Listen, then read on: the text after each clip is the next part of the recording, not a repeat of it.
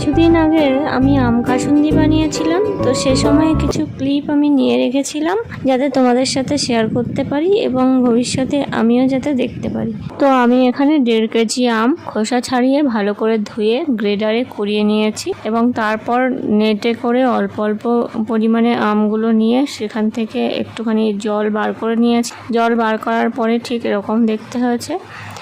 এরপর আমি স্বাদ মতো লবণ এবং হলুদ মিশিয়ে দিলাম। তারপর এটাকে ভালোভাবে মেখে নিতে হবে।